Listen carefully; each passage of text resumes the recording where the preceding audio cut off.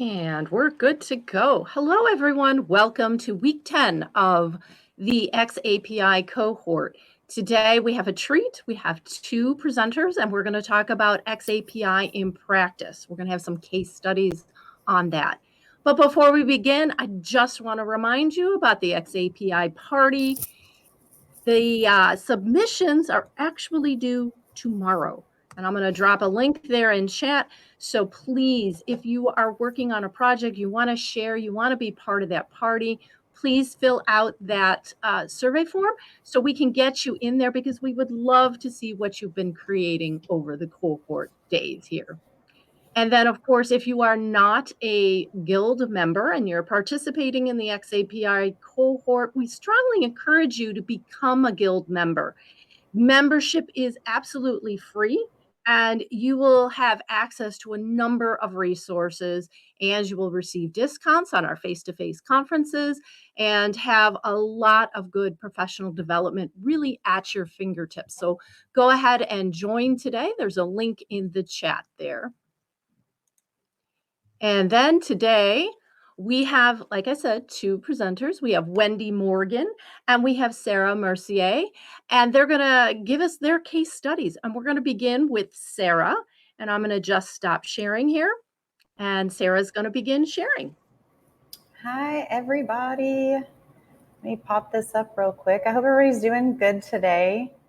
I feel like I have been inundated with xAPI just coming back from DevLearn, so I'm really excited to give you the 20-minute rundown of this case study that I just recently got an opportunity to present at DevLearn, and I've shared a little bit about this case study actually in the cohort in the past. So we're going to talk a little bit about an organization that we're working with, that we have been working through a global implementation for xAPI. So I wanted to just share their experience, or share the experience of going through and putting this together. And we'll start off. So this organization that we're working with, it's GN, and they're a global organization, like I mentioned, but they specifically work in communications technology. So anything that is audio hearing related, specifically some of the products that you might be familiar with, they provide the technology for hearing aids and also for headsets, like gaming headsets or Jabra headphones. So probably have heard about those products before. This is the organization that supports, or the umbrella organization for those product lines. And they're based in Denmark, so it's not a US-based company, even though they have US offices, and they're in over 30 countries. So as you start to kind of look at some of these elements as far as the company profile, you might start to get a little anxious from a training perspective. There are some complications in working with a global organization in multiple languages, especially as it relates to thinking about implementing xAPI. Now, these last three bullets that you see here, it's really important to note that GN provides internal training for their employees, but also external training for their customers. So think of audiologists or hearing care professionals that are, fitting customers with hearing aids, those kinds of folks. And the internal LMS that they use is Workday, which their implementation does not support xAPI, and their external LXP is LearnUpon, which actually has a learning record store built into it. But I'll share more with you about that in just a moment. And as you may notice, their tool set is very common to many organizations in our industry, right? Everything from Articulate to Camtasia to Adobe Captivate for some of their older content. I think it's really important to note that when we talk about this case study, we were implementing this with their internal training team, that they are not e-learning developers. They are not IT folks, although we did work with some of their IT team. This is a team of audiologists. They're doctors. And they actually have done tons and tons of face-to-face training.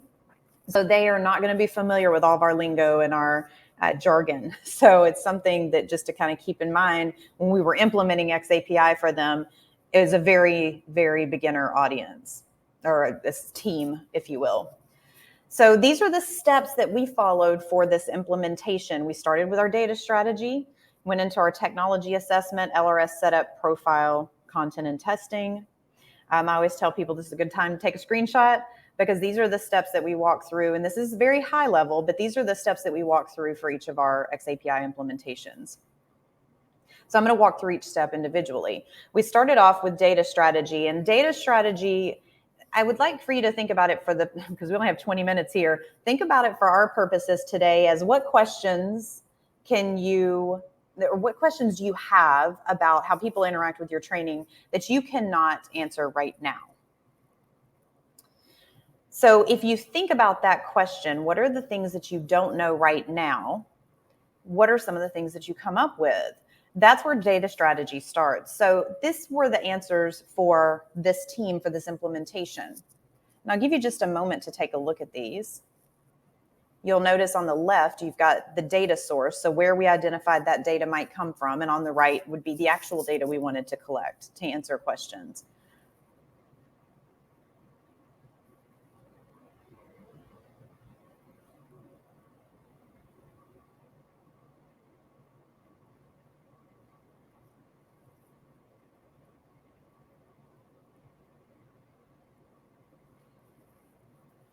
Now, notice if you have any thoughts or any questions or things that you recognize as being similar to questions you might want to answer in your organization, I would love for you to drop those in the chat, because these are some pretty basic, typical things that I might see. They wanted to see from a sales perspective, how many accounts had been trained, right? How many of you have that? I just want to check the box and say, I've got, this many people in my audience, and I just want them to have this much, I want to make sure that they've all been trained. So 30, 60, and 90 days post-launch, how many of the accounts or how many of the customers that they have been trained, external customers. They also wanted to see things like, did they go to the training page? And I'll show you that in a minute in the system architecture. They wanted to know interactions with content, downloads. Yeah, Renee, thanks for dropping that in the chat. That's something that's really typical, because in a typical LMS setup situation, unless you're using something to track it, you're not going to get how many people downloaded this resource that I've got embedded in my content necessarily. So this is a way that we could get some of that information. For this particular client, remember, they're in a lot of different countries. So one of the questions they had was, do I actually need to add the English and the Spanish version for Spain? Do I need to actually add the English and the German version for Germany? So there were things that they were trying to test out to see, were people actually downloading this in their native language, or were they downloading the English version, and how are they using it? So this was one data point in answering some of those questions and helping support the answers or the research for those questions. Then you'll also notice down here that we've got things like how much time did they spend traveling, and how many customer touch points did they have in a month. These are all subjective, but many of these are things that they're collecting in other ways that would help paint a broader picture about their training impact. So we basically just sat down. There's nothing fancy here. It was just in an Excel spreadsheet, and we just wrote everything down. What are all the things that you want to know that you don't know right now? So we went from there into a technology assessment. And before you can start doing anything with xAPI, you need to know what technology you have available to you, what your gaps are. So we started off with that list on the right that you see here. It's just a simple technology inventory. Write down all of the technology that you have available to you in your organization, and then the purpose for it, and then any notes you want to add for yourself. And why do we do that? Well, if you can go through and identify what technology you already have, you may find that there's interesting data that you can pull from many different sources to give you a better picture of what's going on. So we map out all of the existing technology, just very simply. Spreadsheet can be fine. And then on the left side, you'll notice that this is a system architecture diagram. And all this is doing is showing that flow of information through these different systems, how they're all connected. So, when you hear the word system architecture diagram, it makes you a little bit nervous. It really isn't. It doesn't have to be as intimidating as it might sound. It's just basically sitting down and mapping out how are all of these platforms connected. And I always tell folks that we work with, the easiest way to find out what is all the technology you have available to you is just look through your bookmarks in your browser and look on your laptop, right? And see what you have available. So once you've identified what your tech stack is, then we've got to set up an LRS. And most likely you don't already have one unless you have a learning experience platform that has one built into it, because some do, or unless you've already gone through the process of setting up an external LRS. So your LRS is your learning record store. That's where all the statements are contained. So our next step in working with GN was to set up an LRS. Now I'll share with you, we originally were going to work with Yet Analytics, because originally they had a hosted LRS that you could sign up for free.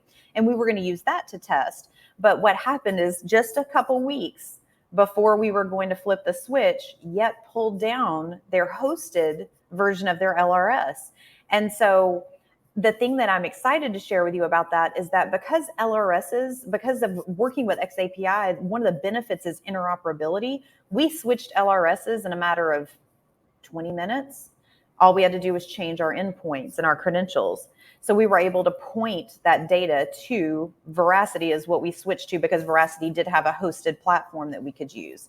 And so just know that you can test this in multiple LRSs, and you can switch and just figure out which one works the best for you. I always encourage folks to try lots of different LRSs, see which one you prefer to work with the best. Different ones have different visualizations, so you may find that you prefer one over another.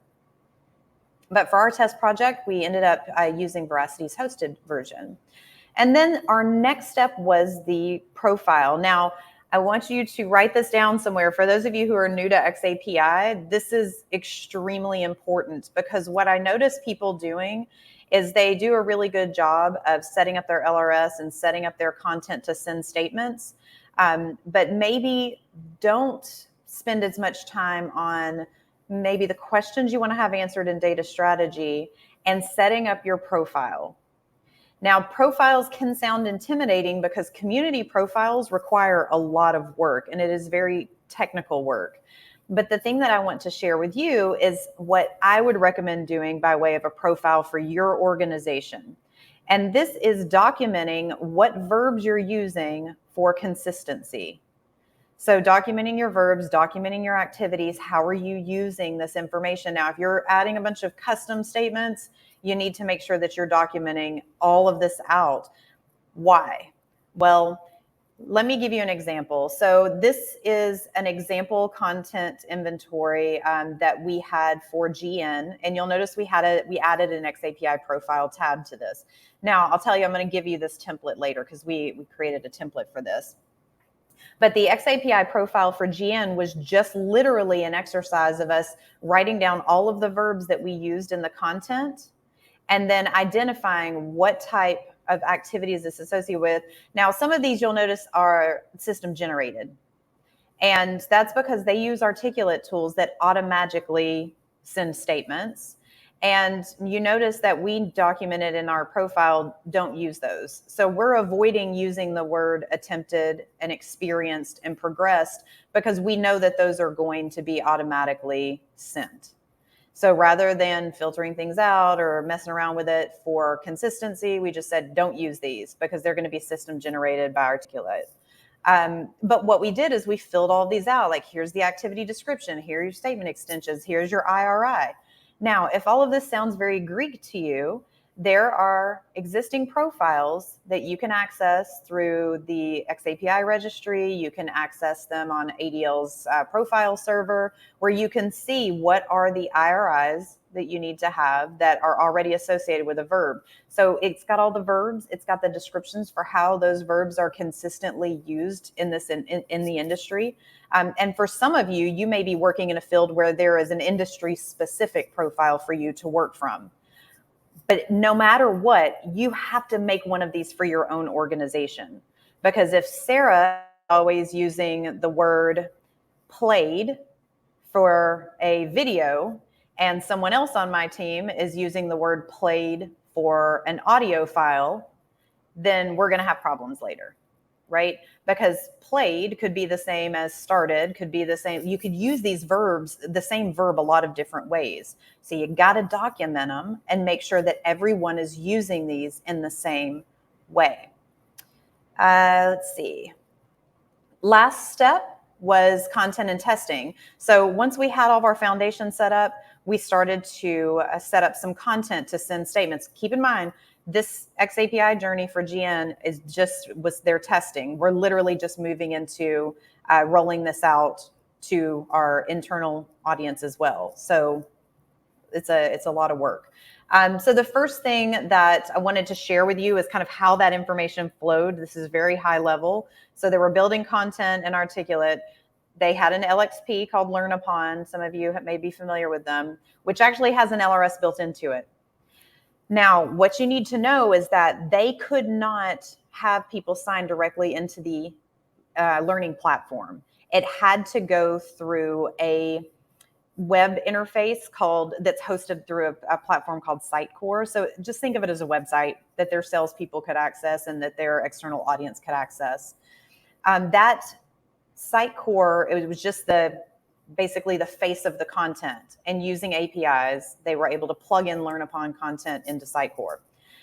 Those statements then, any launched content, anything that happened in the modules that we had programmed xAPI for, those statements were sent to Veracity, their external, which was the testing site that we had set up for their external LRS. But keep in mind, those statements were also being recorded in Learn Upon. The reason why we added Veracity to this mix, y'all, is because Veracity has some really good visualizations that we wanted. We wanted to do some custom visualizations, and we wanted to have control of that. So that's the reason why we chose to also add an external LRS. Also, because we were just testing it and doing some A/B testing. Notice that there's a dotted line to Salesforce. That's because that is one of their goals, is to start collecting some Salesforce data, and they are doing that by a plugin that goes to the Learn Upon API. So that's our next step. That actually is not going to happen until 2023. All right. I wanted to share with you that a lot of the content that they started with is RISE, which does not send good xAPI statements. It just sends canned xAPI statements unless you modify those published files after you publish them and you custom add your own statements to it and code it yourself, or unless you use tools that can do that for you, which you've, I'm sure, learned about in this cohort. You're going to have just straight up statements that are just canned statements from RISE. But we wanted to show them, here's what you're just going to get out of the box without doing anything else. Notice that I've kind of blurred out the identifier here.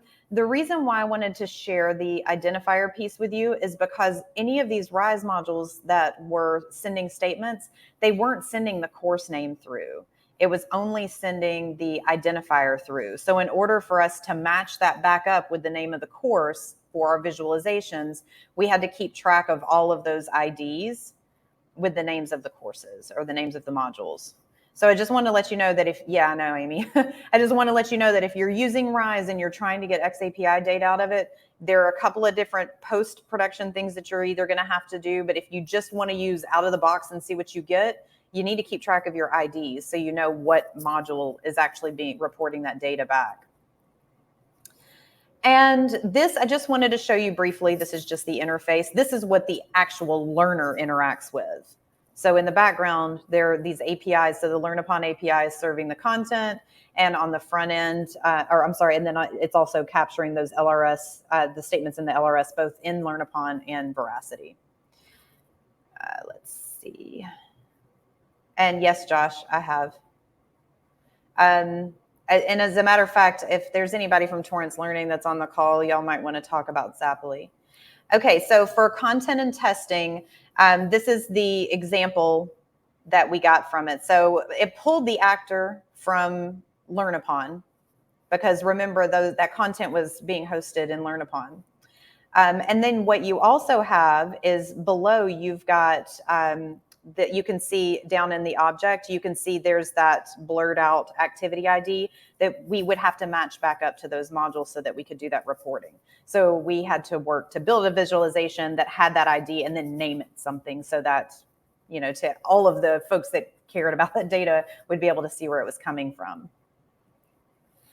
And then just kind of showing you, these are some of the visualizations that we saw. So some of the ones that we have, generally speaking, they're already built into Veracity, are really quite good. They use Mongo for the code base to add visualizations. So just for anybody who's interested in some of the technical pieces. Our next steps, analyzing the data from these rollouts to improve the dashboard. That's already in progress. We've been doing that. We actually analyze this data. We have a monthly meeting where we go through and work on these and update the dashboard with new visualizations that we need. And then we also are working on, actually right now for the next launch, the next product launch, building a custom storyline project so that they can get some additional statements that they're going to be evaluating with some paths that folks choose. Let's see, beginning integration of Salesforce data, I mentioned that earlier, and continuing to refine our data strategy. That's a big one, because that's not a thing that you do once, right? That's a thing that you set up, you start to ask some questions, you see what you learn, you revise it, you ask new questions. And once you start to see what you can collect, it may start to trigger some new ideas for other things that you want to start to track. I wanted to share a couple of resources with you because I'm almost out of time. We have a Learn xAPI Basics course. If you want to learn the basics of xAPI, check out learnxapi.com. And then that profile template that I mentioned is available on our Airtable Universe page. If you don't have Airtable, it's free and you can either use it or you can download it as a CSV and play around with it in Excel. So hopefully these resources are helpful for you. And I think I'm at my time, so I'm sorry for the fire hose of information, but I will stick around and answer a couple questions. Thank you so much, Sarah. And yes, it was a lot of information to take in. I did put those links in chat, so go ahead and check them out. And I'm going to go ahead and bring Wendy on the stage here. And if you would stop sharing, Sarah, and we'll get to Wendy's case study. And Sarah's happy to answer any questions that you have. And then, of course, you can always use the Slack channels in the xAPI cohort to ask Sarah. So Wendy, when you're ready, go ahead and begin. All right. Let me start sharing. All right. So what I'm going to be sharing with you is more of a sort of an end user case study. I work at Frank Porter Graham Child Development Institute, which is part of the University of North Carolina at Chapel Hill. And I'm going to be sharing with you something that we use there called a traffic light dashboard, and explain to you what that is and why we use it and how it helps us. So what we're going to, just kind of a little preview of where I'm going. I'm going to give you a little bit of background and context to our work. Then I'm going to show you what this traffic light dashboard is, and then how your team can design it, kind of take you through our process. So very first, who are we and what do we do? Well, Frank Porter Graham is a research institute, like I've said, and what that means is that all of our work is grant funded, and all of our training is community focused. So we kind of work like an umbrella organization with many little small businesses underneath it, because all of our work is funded by specific individual grants. So every project, every grant funded project has its own website, has its own audience. Even if we all work in the same building, which since COVID is kind of also not the case, we all have different people that we interact with, and with different goals, all kinds of different audiences and types of work. So we have work related to autism intervention. We have work related to implementation and scale up of state K through 12 educational facilities. We've got all kinds of different community-focused projects, and there isn't a whole lot of overlap in between them. So we have a blended learning strategy that we tend to use with the projects that we support through our instructional design process. We usually have them do some e-learning pre-work, but the LRS xAPI environment is absolutely key to us, because we're in this really unique situation where we're going to have a lot of unknown learners We don't have any one platform that anyone will be utilizing because everybody has their own websites. And also we have very specific needs for the type of data that we're going to be collecting because we have very specific research questions that we need to answer with them. So xAPI is important for us. And whereas a lot of organizations have kind of a difficulty maybe with the sell for xAPI or trying to get buy-in from leadership, we had a little bit of that too, but all of the projects kind of clamored for it because it's the only thing they could use, frankly. We could not use an LMS. We could not make everyone from all these different communities across the nation all create one login for an LMS. That is just a disaster. So it was really the only good solution. So I'm going to be talking to you about one particular project at Frank Porter Graham that we are going to be taking a look at, and that is, it's a mouthful, State Implementation and Scaling Up of Evidence-Based Practices. Their acronym is xAPI. Within the academic environment, everything is an acronym. It's kind of acronym soup. So we're going to be talking about xAPI. And xAPI supports lots of different states, and they support scaling up of evidence-based practices within the state, region, and districts within education for all those states. So there's a lot of travel, a lot of face-to-face, and this was all really costly and time-consuming. So they really needed to reduce time and cost, and they also needed to continue to improve their results. So this is kind of like when somebody comes to you and they say, we need to do much, much more with much, much less, go. And we said, well, once we get xAPI up and running and we can do some e-learning pre-work, then we can make this happen. And we're a few years into doing that now. It took us a little while of getting everything lined up and scaled up. But now what we are able to do is to collect custom learner activity data, specifically xAPI data from e-learning pre-work. And then we utilize that data to tailor the follow-up support. So we find out what learners' strengths and weaknesses are from the data that we collect from our e-learning pre-work so that we can maximize the efficiency of our on-site follow-up support. And that leads us to the traffic light dashboard, which is a tool that we use in order to do that. So what is this? Well, this is what it looks like. We've got a row for each learner, and the visualization of this data is organized by the learning objectives that we have, and it details the learner's strengths and weaknesses across these target skills, which are evidenced by their behavior through the e-learning that we create. And I should say, especially on the heels of this conversation about Storyline and RISE, almost all of the data that we send comes from Storyline, although we have some lessons that are just completely Storyline, and then we've been moving to creating smaller Storyline, what we call inserts within a larger RISE course.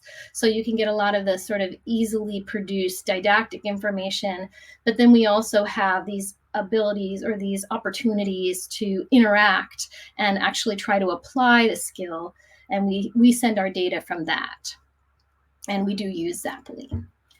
So we're getting the strengths and weaknesses of learners' behavior through our e-lessons.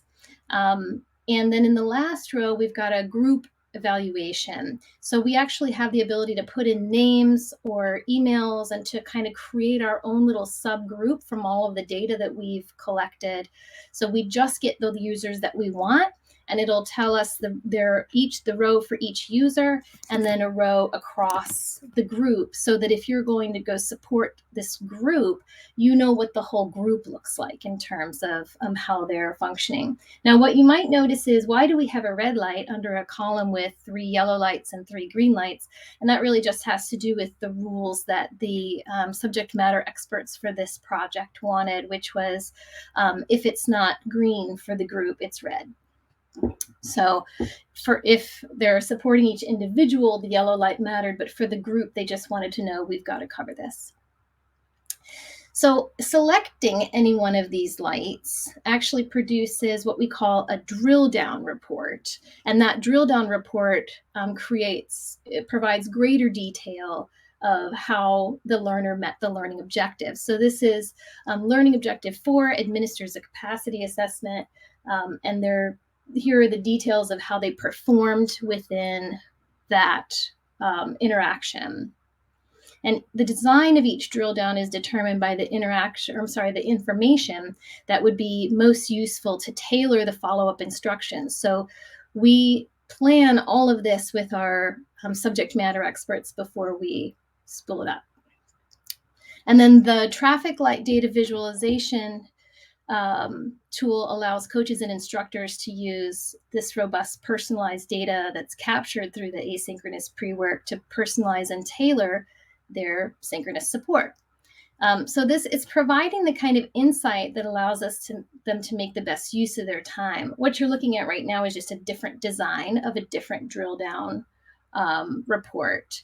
So each kind of experience will have a different type of drill down and will provide the information that the folks who will be providing the follow-up support can use to tailor that support.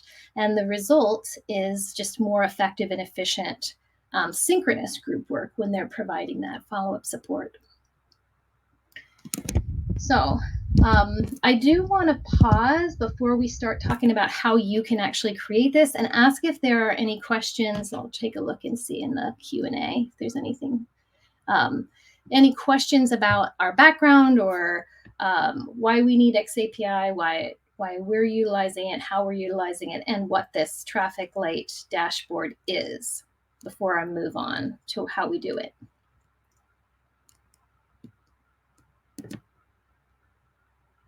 Okay, well then let's move on. So the 3 steps that we have are collect data. Well, you're already there because you're part of the xAPI cohort. So you're already on board with collecting data. But then also what we do is we plan our learner experience design while we plan our data collection. And then we plan our data collection while we plan our data visualization. So what does that mean? Well, organizing the learner experience design while we plan for data collection helps us to plan the experiences and the interactions that result in the data that we need. And so at FPG, what we do is we typically organize our asynchronous lessons around learning objectives that we've identified specifically with our SMEs. We focus on the experiences that are most likely to result in the desired behavior changes that we focus on. And then we feel like people learn best by doing. So we lean towards scenario-based narratives and realistic choices within sort of a as close as we can get to like a virtual simulation of the environment. And then we produce very detailed documentation to describe the data that we'll be collecting from each experience that we design. But the point of collecting data is to use it. So our data visualization plan informs our data collection plan too. And because the data collection plan informs the learner experience design, that means that all 3 elements are planned at the same time. So our data visualization plans are co-created with our project SMEs, and they include learning objectives, as well as the calculations that go into the traffic light evaluations, and the information that should be presented in the drill down reports, and we make sure that that's what we collect. And we design learner experiences that will result in the data that we want and that we can use. So let's get a little bit deeper into each one of these things. First of all, collecting data. Well, since you're in the xAPI cohort, that you are collecting xAPI data, which is great. It's totally customizable, but you can measure anything, which means that organizations can very, very easily just be completely lost in all of the data that they get and they don't know how to use it. So it's just not useful without a good strategy, which is what both Sarah and I are telling you. So xAPI data, just like all data, requires visualization in order to use. So you really need to be thinking ahead with the end in mind. What are you doing with the data? Why does it matter to you? How are you going to use it? And work your way all the way back. So to create the traffic light dashboard I shared with you earlier, we first defined our learning objectives. The e-learning lesson that was related to that particular dashboard is designed to allow implementation teams to gain hands-on practice with appropriately selecting and administering capacity assessments. So we had identified 4 objectives related to capacity assessments. And then, with those learning objectives in mind, we designed learner experience and data collection around each objective. So, for example, to achieve the first learning objective, we asked learners to match their role, the role that they play professionally, with the assessment associated with their work. And capacity assessments differ by type and level of role, so we designed a branching experience. Learners were provided with the information about the assessments relevant to their fields, whether it's education field or another field. And then afterwards, they were asked to identify the level of their role and the assessments relevant to their work. And then they received personalized feedback depending on their role and their choices. And of course, SMEs provided all the content and feedback relevant to the assessments. And then after the script was created, the traffic light dashboard was planned. So this is how we planned the dashboard and the drill down plans. This is just kind of what our documentation looks like. And then we have data documentation showing the xAPI statements that were reported to our LRS. Now, this is one, so we have a lot more, but it's just kind of an example of what we're reporting. So this document actually has a few more statements that look very much like this as it continues down the page. And then here's how the final drill down report appears. So it determines whether they identified the relevant assessment based on their level. So the complexity of the data planning is going to depend on the learner experience, which is going to depend on the nature of the learning objective. The learning experience that we designed for the second learning objective, for example, just consisted of an illustration of 2 fictional case studies for the STARS agency and the COMET agency. And then there was a brief follow-up question after each. So only 2 pieces of data were relevant, whether the learner got the question right and how many times that they tried. So here was the script and visualization plans. So that's it. And then here's the dashboard and drill down plans for that very simple visualization. And then here's the xAPI statement, which was reported. And you can see this is documentation that indicates how changes were made as well. And then this is what it looked like. Pretty simple. So armed with this data, instructors have a very crucial line of sight into their learners' individual needs, and then they can plan to make the most efficient use of the synchronous support time. So we've really found the traffic light dashboard to be very indispensable in terms of our asynchronous blended learning strategies.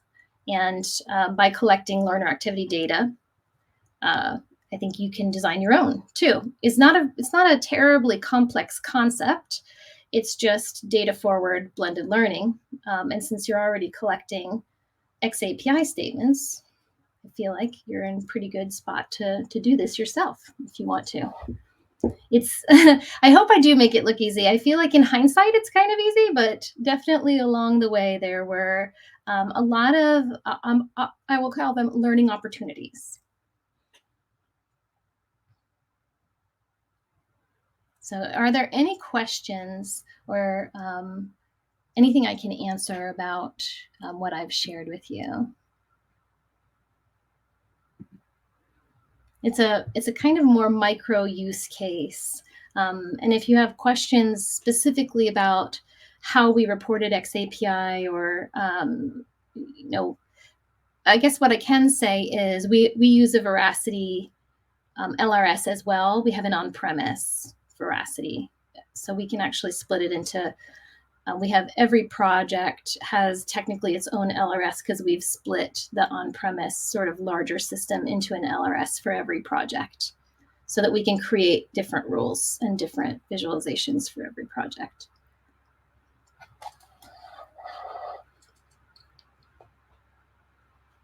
All right. Well, that is what I have. All right. Thank you. Thank you. Thank you, Wendy. That was wonderful. At this point, if you have any questions for Wendy or Sarah, please drop them in the Q&A pod or in chat there so they can answer them. If something occurs to you afterwards, just drop it in the Slack channel that we have for the xAPI. I'm glad that everyone's finding some value in this.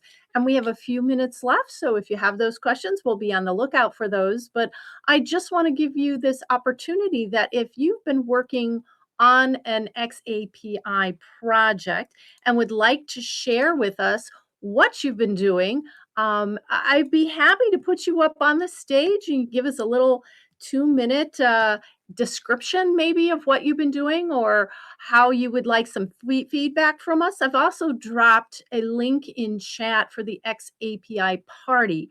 We'd love to see your submissions. Deadline is tomorrow. So hopefully you'll think about it and you're like, well, I'm not sure. No, do it. Do it. We'd love to see it because that's the only way you're going to have those learning opportunities is if you just dip your toe in and give it a whirl. So hopefully some of you will drop those submission in by tomorrow.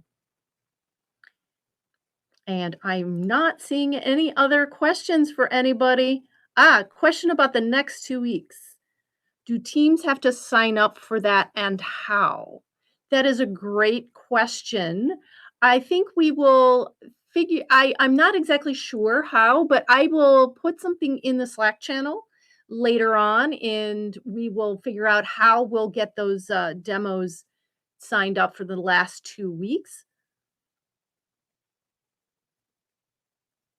So make sure you check that Slack channel for that information. And Wendy, if you would like, you can stop sharing. And I'm going to go ahead and share my screen here where we're going to just show Wendy and Sarah one more time here and thank them both for their xAPI case studies. I think that was really helpful for us. And thank you, Wendy Morgan, Sarah Mercier, for that great case study session. Little rapid, but that's kind of how we do things here at the cohort, and we hope you enjoyed that. If you have any other questions, please let me know. You can talk amongst yourselves at the tables once I do end the session, and feel free to talk with your compatriots here in the xAPI cohort. I'll sit at a table for a little bit. If you have any questions that I could possibly answer, I will be there. It'll say xAPI at DevLearn, but initially, but I'll change that to xAPI with the Guild.